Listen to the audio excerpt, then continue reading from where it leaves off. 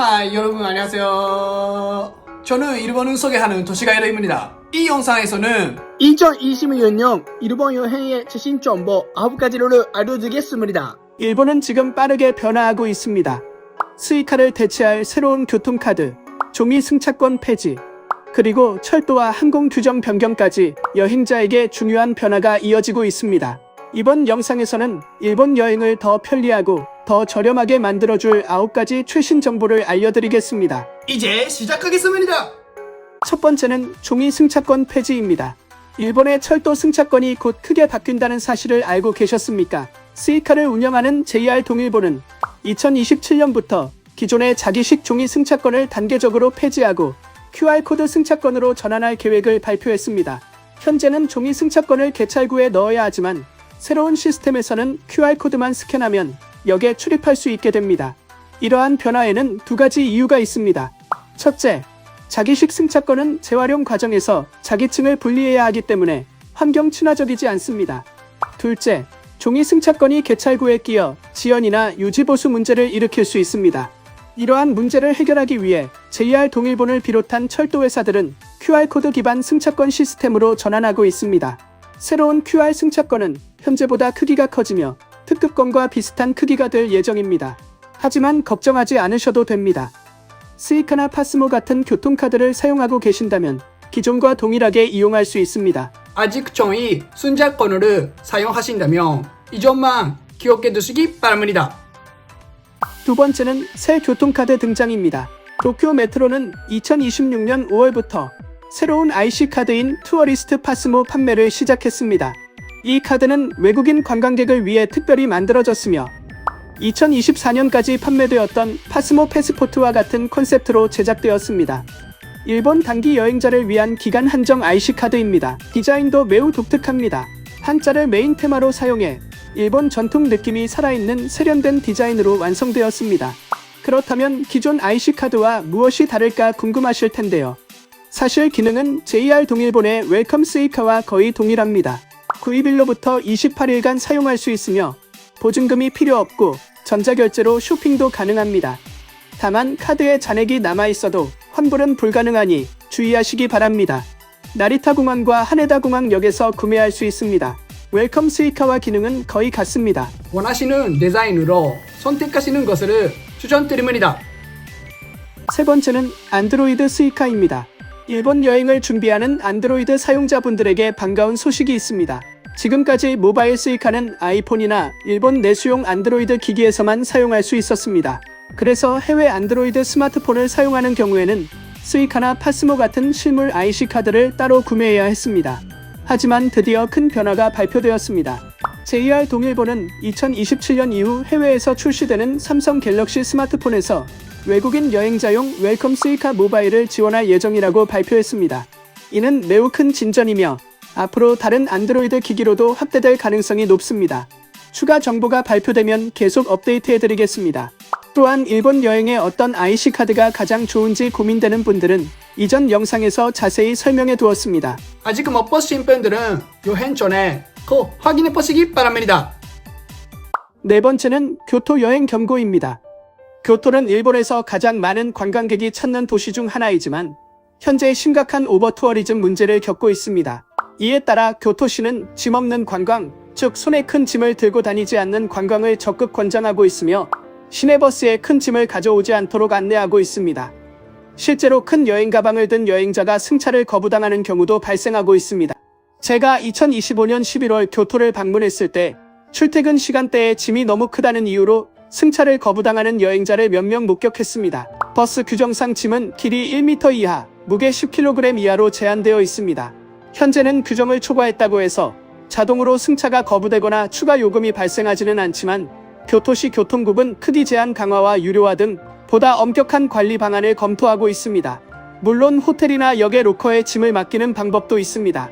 하지만 부득이하게 큰 짐을 운반해야 하는 경우, 특히 버스로만 접근 가능한 호텔이라면 택시를 이용해야 하고 비용이 많이 들 수 있습니다.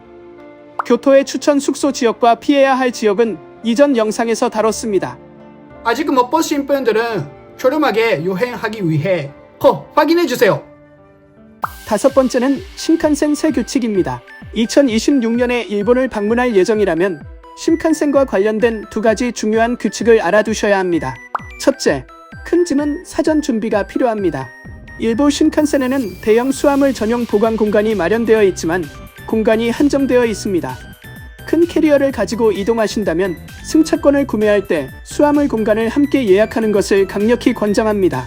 예약 없이 이용할 경우 1,000엔의 추가 요금이 부과될 수 있습니다. 내 짐이 대형 수화물에 해당하는지 모르겠다면 옆 직원에게 문의하시기 바랍니다. 둘째, 일본의 여행 성수기에는 좌석 예약이 더욱 중요해집니다. 8월 7일부터 16일까지의 여름 휴가 기간, 9월 18일부터 23일까지의 실버 위크, 그리고 12월 25일부터 1월 5일까지의 연말 연시 기간이 이에 해당합니다. 또한 2026년 가을부터는 10월 10일부터 12일, 11월 21일부터 23일까지의 일부 연휴 기간에도 같은 정책이 적용됩니다. 예전에는 만석이어도 자유석 객차에서 서서 이동할 수 있었지만 일부 열차에서는 더 이상 그럴 수 없습니다. 예약이 없다면 혼잡한 시간대에는 탑승하지 못할 수도 있습니다. 이 규정은 주로 도쿄, 교토, 오사카, 히로시마, 후쿠오카를 연결하는 주요 노선에 적용됩니다. 큰 짐과 좌석은 미리 예약하시기 바랍니다. 여섯 번째는 비행기 새 규정입니다. 2026년에 일본을 오가며 비행기를 이용할 예정이라면 보조 배터리에 관한 중요한 새로운 규정을 알아두어야 합니다. 이전 영상에서도 관련 소식을 전해드렸지만 이번에 더 큰 변화가 발표되었습니다. 2026년 4월 중순부터 일본을 출발하거나 일본에 도착하는 항공편에서는 보조 배터리 사용 규정이 새롭게 적용됩니다. 지금까지는 비행 중에 보조 배터리를 사용해 스마트폰이나 다른 전자기기를 충전하는 것이 가능했습니다. 하지만 새로운 규정에서는 두 가지 중요한 제한이 도입됩니다. 첫 번째는 기내에서 보조 배터리를 사용하는 것이 금지된다는 점입니다. 즉, 스마트폰을 충전하기 위해 사용하는 것도 불가능하며 비행 중에 보조 배터리 자체를 충전하는 것도 허용되지 않습니다. 두 번째는 기내에 반입할 수 있는 보조 배터리의 개수가 승객 1인당 최대 2개로 제한된다는 점입니다. 이전에는 안전 기준을 충족한다면 여러 개를 가지고 탈 수 있었지만 앞으로는 그렇게 할 수 없습니다. 이 규정은 일본을 출발하거나 일본에 도착하는 모든 항공편 승객에게 적용됩니다. 이유는 안전 때문입니다. 최근 전 세계적으로 항공기 안에서 보조 배터리가 과열되거나 연기가 발생하고 심지어 화재로 이어지는 사고가 증가하고 있습니다. 따라서 기기를 충전해야 한다면 공항의 충전 스테이션이나 좌석의 전원 콘센트를 이용하시기 바랍니다. 이것들은 안전을 위한 규정입니다. 일곱 번째는 역대 최고 항공료입니다. 중동 지역의 긴장 상태는 다소 완화되는 분위기이지만 일본 여행객들에게 미치는 영향은 아직 계속되고 있습니다. 이전 영상에서도 말씀드렸듯이 일본의 대표 항공사인 ANA와 일본 항공은 2026년 5월부터 일부 유류 할증료를 2배로 인상했습니다. 그런데 이번에는 추가 인상까지 발표되었습니다. 2026년 7월과 8월에 발권되는 항공권의 경우 유류 할증료가 역대 최고 수준에 도달했습니다.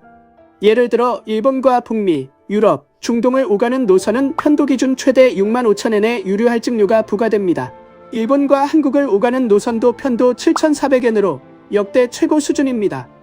항공권은 여행 경비에서 큰 비중을 차지하는 만큼 이러한 인상은 여행 예산에 상당한 영향을 줄 수 있습니다. 현재로서는 9월 이후 발권되는 항공권에도 이 수준의 유류 할증료가 유지될지 아직 발표되지 않았습니다. 앞으로도 업데이트가 있으면 알려드릴 테니 구독 부탁드립니다. 여덟 번째는 출국세 인상입니다. 이전 영상에서는 일본 출국세 인상 계획에 대해 말씀드렸습니다. 이번에는 꼭 알아야 할 최신 업데이트 두 가지를 전해드리겠습니다. 첫 번째로 일본의 새로운 출국세는 항공 좌석 등급과 관계없이 1인당 3,000엔으로 공식 확정되었습니다. 당초에는 이코노미 클래스 3,000엔, 비즈니스와 퍼스트 클래스 5,000엔으로 차등 부과하는 방안이 검토되었습니다. 하지만 제도 운영이 지나치게 복잡해진다는 이유로 이 안은 폐기된 것으로 알려졌습니다. 두 번째로 이 새로운 출국세는 2026년 7월 1일 이후 출발하는 항공편부터 적용됩니다. 즉, 해당 날짜 이후 일본을 출국하는 경우 1인당 3,000엔을 부담하게 됩니다. 다만 공항에서 별도로 납부하는 방식은 아니며 대부분 항공권 요금에 포함되는 형태입니다. 그리고 이 변경은 외국인 관광객뿐만 아니라 모든 출국자에게 적용됩니다. 일본인 여행자도 포함되기 때문에 일본 내에서도 아쉬움을 표하는 의견이 나오고 있습니다. 하지만 출국세를 부과하는 국가는 일본만이 아닙니다. 예를 들어 미국은 약 3,500엔, 이집트는 약 3,900엔, 호주는 최대 약 7,000엔 수준의 출국세가 있습니다. 일본 여행 비용을 줄이고 싶다면 여행은 조금 더 빨리 계획하는 것이 좋습니다. 9번째는 도쿄 무료 버스입니다. 도쿄에서는 미래를 체험할 수 있는 특별한 이동수단이 운영되고 있습니다. 도쿄역, 황궁 주변, 그리고 유락초를 연결하는 무료 자율주행 버스 서비스가 시작되었습니다. 버스 운전기사 부족 문제 등 교통 분야의 과제를 해결하기 위한 미래형 교통수단으로 기대되고 있습니다. 가장 큰 장점은 예약이 필요 없고 완전히 무료로 탑승할 수 있다는 점입니다. 현재는 레벨2 자율주행으로 운행되고 있어 운전자가 탑승하여 필요시 직접 조작합니다. 하지만 장기적으로는 레벨4 완전 자율주행을 목표로 하고 있으며 이는 세계적인 대도시인 도쿄에서 버스가 완전히 스스로 운행하는 것을 의미합니다. 운행 시간은 평일에는 오전 10시부터 12시 30분, 그리고 오후 1시 30분부터 4시 50분까지입니다. 주말과 공휴일에는 오전 11시부터 1시 30분, 그리고 오후 2시 30분부터 5시 50분까지 운행됩니다. 정해진 시간표는 없으며 약 40분에서 50분 간격으로 순환 운행됩니다. 도쿄 방문 시 꼭 한번 탑승해 보시고 미래 교통을 경험해 보시기 바랍니다. 이번 영상은 어땠나요? 댓글로 여러분의 생각으로 공유해주세요. 저희 채널을 구독하고 좋아요 버튼을 눌러주세요. 다음 영상에서 또 만나요. 안녕.